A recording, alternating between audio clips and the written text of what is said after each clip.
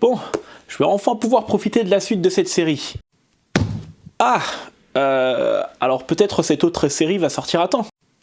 Peut-être celle-ci. Mais bordel, qu'est-ce qu'ils ont tous à reporter leur série là ?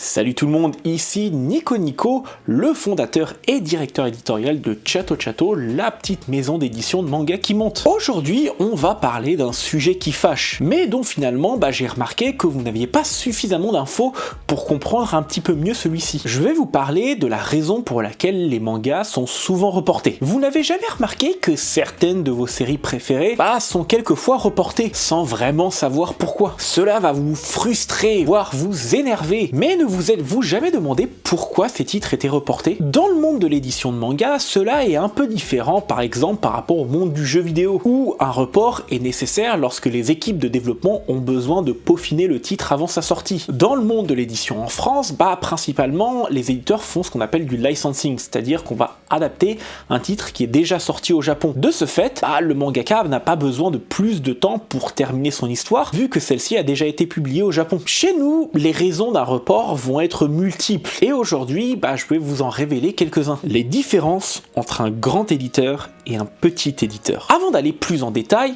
il est important à noter qu'une grande maison d'édition ne va pas forcément fonctionner de la même manière qu'un petit éditeur indépendant comme les Chatto. Un grand éditeur va planifier ses sorties jusqu'à 2 ans à l'avance, car il doit gérer en simultané un nombre massif de sorties mensuelles. Parfois, cela peut aller jusqu'à 50 sorties dans le mois. Autant vous dire qu'ils ont un sacré travail. Chez les plus petits éditeurs comme nous, c'est différent. Nous allons planifier les sorties qu'1 an à l'avance, car finalement, nous avons beaucoup moins de sorties mensuelles. Cette planification un peu plus courte et les imprévus qui vont avec peuvent avoir un impact énorme sur le calendrier des sorties. Et cela est l'une des raisons premières pour lesquelles des fois, certains de nos titres peuvent être reportés. Même si l'on pourrait croire que du fait que l'on va sortir moins de titres dans l'année, on a moins de chances d'avoir des titres reportés, en réalité, il y a un facteur extrêmement important qui multiplie les chances pour un petit éditeur de devoir reporter ses titres.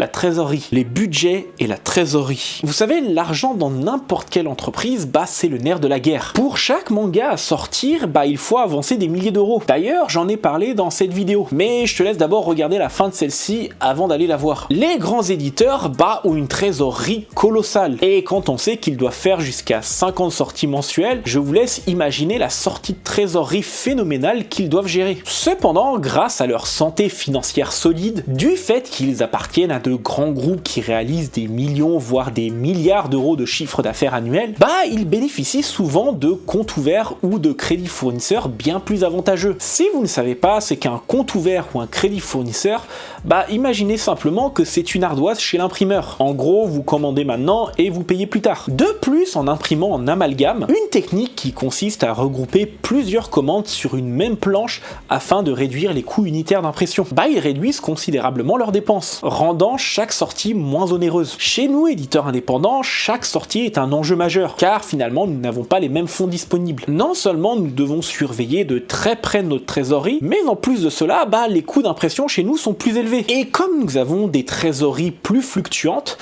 nous avons moins de facilité de paiement auprès de nos imprimeurs. On paye plus cher, on a moins de marge de manœuvre, du coup ça fait qu'on est obligé des fois de reporter un titre afin de laisser souffler un petit peu la trésorerie. En plus, chez Chatto, nous fonctionnons avec un système de croissance organique. Cela veut dire que nous n'avons aucun emprunt bancaire qui nous permettrait de gonfler la trésorerie et aucun investisseur qui peut venir injecter de l'argent dans la société. Du coup, le seul moyen que nous avons de grandir, c'est via notre propre trésorerie. En plus, en France, avec le système de retour des invendus, finalement, on n'est payé que 90 jours après la sortie d'un manga. Ce qui veut dire parfois devoir avancer l'argent jusqu'à 9 mois à l'avance avant d'en avoir le retour. Vous l'aurez donc compris, la trésorerie est un élément crucial et l'une des raisons principales des reports chez les petits éditeurs. Mais il n'y a pas que ça. Le délai dans la réception des fichiers et les offices. Un autre facteur qui peut entraîner un report, c'est le délai de réception des fichiers d'un manga. Quand on signe un deal avec un éditeur japonais,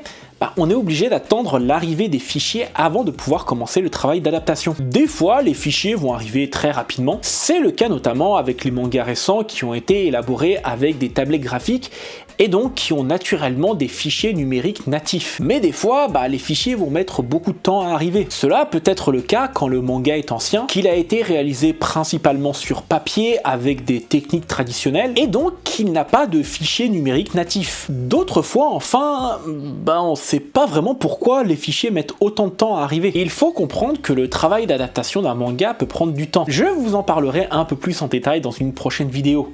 Donc si ce n'est toujours pas fait, n'hésitez pas à vous abonner à la chaîne et à cliquer sur la cloche de notification. Et la chose, c'est que même quand on a terminé le travail d'adaptation, on ne peut pas programmer nous-mêmes la date de sortie du manga, car nous travaillons avec des distributeurs diffuseurs qui marchent avec des offices. Pour ceux qui ne savent pas, un office, c'est une fenêtre de sortie définie par le distributeur afin de préparer au mieux l'arrivée d'un manga en librairie et magasin spécialisés. En général, et en fonction du distributeur, nous sommes obligés d'annoncer la date de sortie de nos mangas de 6 à 12 mois à l'avance. Dès cet instant, on a un compte à rebours au-dessus de nos têtes afin de pouvoir tout livrer à temps. Alors comme ça peut paraître beaucoup, mais en l'occurrence, comme je vous l'ai expliqué, le travail d'adaptation est quelque chose de très long. Si les fichiers n'arrivent pas à temps, tout le processus d'adaptation est retardé et on doit souvent décaler la sortie du manga. D'ailleurs, élément important qui est lié à ce que je viens de vous expliquer, quand vous regardez les dates de sortie de certains mangas qui ont soi-disant leaké sur des plateformes de vente en ligne,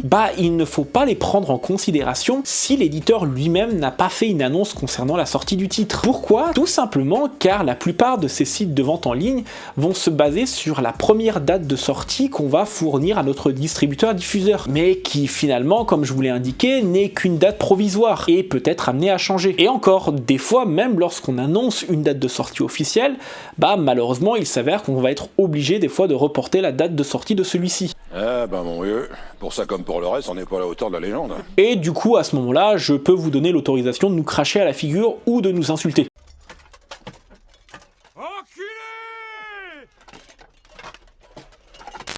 Le processus d'adaptation et la traduction. On va rester dans le processus d'adaptation car finalement, l'arrivée tardive des fichiers n'est pas l'une des seules raisons pour lesquelles on peut reporter un titre. Souvent, nos traducteurs travaillent pour plusieurs maisons d'édition en même temps, ce qui fait qu'ils sont souvent débordés. Certains, malheureusement, sont même tellement sous pression qu'ils finissent par faire des burn-out. Chez Chato Chato, j'ai pris la décision de leur laisser le temps, quitte à devoir décaler la date de sortie d'un titre. Cela pour moi est plus important que de les presser comme des citrons afin de pouvoir tenir des deadlines. On pourrait penser qu'il suffit de lancer plusieurs traductions en même temps afin de gagner du temps. Mais comme je l'ai dit auparavant, un petit éditeur indépendant n'a pas forcément la même trésorerie qu'un grand groupe. Lancer trop de traductions simultanément peut amener à accumuler des dettes, voire même à la faillite. Au final, ni les lettreurs ni les traducteurs ne seraient payés. Car oui, les traducteurs et lettreurs sont souvent payés au rendu et non à la signature du contrat. Chez nous, on va essayer d'éviter ce piège et ne pas lancer trop de traductions simultanément. Même si on va pas se le cacher, des fois cela est nécessaire. Et du coup, on se retrouve avec trop de factures accumulées et forcément des retards de paiement. Mais dès 2025, j'ai décidé de changer totalement ma manière de travailler avec les traducteurs et lettreurs en payant directement à la signature. Cela évitera ce genre de désagréments et permettra aux traducteurs et lettreurs d'être un peu plus sereins lorsqu'ils travaillent. C'est un choix personnel et j'espère que vous m'excuserez s'il y a un peu moins de sorties par rapport à d'habitude. Les validations des ayants droit. Les ayants droit peuvent jouer également un rôle dans un report. Avant de lancer l'impression d'un manga, il faut avoir la validation des ayants droit sur certains aspects de cette version française, notamment la jaquette, la couverture ou même le colophon, ou page de crédit si vous préférez. Si cette validation prend du temps, c'est tout le processus de production qui en prend un coup et on est obligé de reporter la date de sortie du titre. Des fois, les validations vont très vite. C'est nickel, on est dans les temps, voire même en avance. D'autres fois, cela prend beaucoup de temps. Tout simplement car les personnes qui font les validations sont malheureusement surbookées et prennent beaucoup de temps à répondre. Et si en plus, dans les retours que les ayants droit font, il y a des demandes de modification, il faut les faire et renvoyer le tout en validation, ce qui va retarder d'autant plus le processus de production. Et ouais, un simple retard de validation de quelques jours peut avoir un impact sur la date de sortie d'un manga. Les problèmes d'impression. Enfin, les imprimeurs peuvent être également une cause d'un report d'un manga. En effet, on ne peut pas imprimer un manga du jour au lendemain, surtout en période de forte influence comme Noël ou juste avant Japan Expo. Si les imprimeurs sont surbookés, on est obligé de décaler la date d'impression et par conséquent devoir reporter la la date de sortie du manga. Il peut y avoir également des problèmes d'impression, comme des problèmes de coups, d'encre qui bave, voire même des pages qui manquent au manga. À ce moment-là, c'est le bordel et il faut tout renvoyer en impression. Et alors, je vous parle pas de la livraison depuis l'imprimerie jusqu'au distributeur-diffuseur qui parfois peut être problématique. Ah, j'en ai eu des belles et des pas mûres. Entre le livreur qui se gourde de date de livraison et celui qui va carrément aller le livrer chez un autre distributeur-diffuseur, autant vous dire que des fois c'est le bordel. Et le problème, c'est que quand on dépend d'un office, on a une fenêtre de livraison chez le distributeur-diffuseur qui est extrêmement petite. Et si on se gourde ne serait-ce que d'un jour, là à ce moment-là, le manga est automatiquement reporté sur le prochain office, qui peut être quelques semaines, voire quelques mois après. Facteur externe et cas particulier. Bon, il y a des facteurs externes qui des fois peuvent justifier le report d'un titre. Prenons par exemple le cas de notre manga Fall in Love with Spring qui va sortir au mois d'octobre. Nous avons décalé la date de sortie du manga de plus d'1 an afin de pouvoir obtenir des subventions de la part du gouvernement taïwanais. Pourquoi avoir tenté de faire une demande de subvention, me direz-vous? Eh bien, cela aurait réduit naturellement les coûts d'adaptation du manga et nous aurait permis de mettre en place une campagne promotionnelle bien plus poussée que celle que nous avons mis en place. Malheureusement, et contrairement à des confrères qui eux se sont gavés avec ces subventions, la nôtre a été refusée. Quoi? Alors que cela était la première fois. Vous ne pouvez pas faire ça, pas à moi. C'est moi qui ai fondé cette société. Et ce, au prix de tous les sacrifices! Du coup, non seulement on a perdu 1 an sur la date de sortie du manga, mais en plus cela représente maintenant un risque financier bien plus grand. Ah, autant vous dire que j'étais dégoûté. Bon, voilà, j'espère qu'après avoir regardé cette vidéo, quand vous verrez une annonce de report chez nous ou chez l'un de nos confrères, vous comprendrez un peu mieux les raisons de ce report. Entre les différences de budget, la réception des fichiers numériques, les imprévus liés à l'imprimeur, au traducteur, lettreur ou ayant droit, il y a pas mal de facteurs à gérer. Chez Chato Chato, on essaie toujours de tenir nos deadlines, mais des fois on est obligé de composer avec ces réalités-là. Ne soyez donc pas surpris si à l'avenir il y a encore pas mal de reports de manga, et je tiens à m'excuser de la gêne occasionnée. C'est pour cela que des fois on va essayer de compenser cela avec des petits cadeaux, comme par exemple les tirages art pour la sortie de certains titres, voire même des tirages limités avec des jaquettes réversibles pour les premiers acheteurs. Merci à tous d'avoir regardé cette vidéo. Si celle-ci vous a plu, n'hésitez pas à mettre un petit pouce bleu, à vous abonner à la chaîne si ce n'est pas encore fait et à cliquer sur la cloche de notification. N'hésitez pas également à me mettre en commentaire quel report, voire annulation d'un manga vous a vraiment touché. Quant à moi, je retourne travailler, c'était Nico Nico, tchuss tout le monde.